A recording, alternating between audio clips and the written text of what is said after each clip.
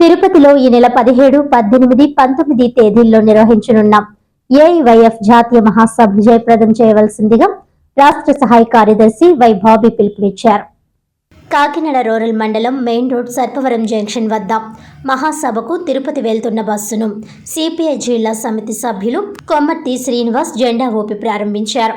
ఈ సందర్భంగా బాబీ మాట్లాడుతూ కేంద్రం 2 కోట్ల ఉద్యోగాలు, రాష్ట్రం 2.36 కోట్ల ఉద్యోగాలు అందిస్తానని చెప్పి నిరుద్యోగ యువతను మోసం చేసిందని అన్నారు.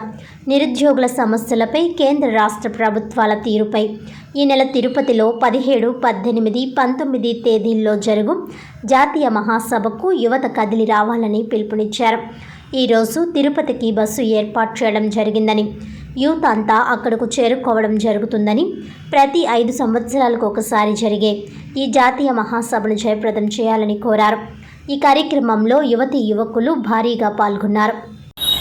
నా పేరు వై బాబీ, అఖిల భారత యువజన సమైక్య ఏవైఎఫ్ రాష్ట్ర సహాయ కార్యదర్శిగా పనిచేస్తూ ఉన్నాను.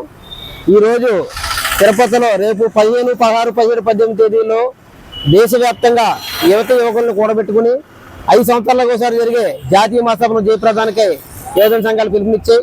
అందులో భాగంగానే ఏవైఎఫ్ ఈరోజు జరుగుతున్న కేంద్ర రాష్ట్ర ప్రభుత్వాలు 2,36,000 ఉద్యోగాలు ఇస్తారని రాష్ట్ర ప్రభుత్వం, ప్రతి సంవత్సరం కూడా 2 కోట్ల ఉద్యోగాలు ఇస్తారు కేంద్ర ప్రభుత్వం చెప్పి ఇప్పుడు వచ్చి 12 సంవత్సరాలు అయినా సరే ఉన్న ఉద్యోగాలు పోయే తప్ప ఏ ఉద్యోగం రాలేదు. దానికోసం దేశ నలుమూల నుంచి యువత యువకులను పోగబెట్టుకుని పెద్ద ఎత్తున ఉద్యమం చేసి ఈ మహాసభ ద్వారా కార్యాచరణ సిద్ధం చేసి పెద్ద ఎత్తున ఉద్యమిస్తామని తెలియజేస్తున్నాం. ఈ జాతీయ మహాసభలో ప్రతి ఒక్కరూ యువత యువకులు కూడా జయప్రదం చేయాలని పిలుపునిస్తున్నాం.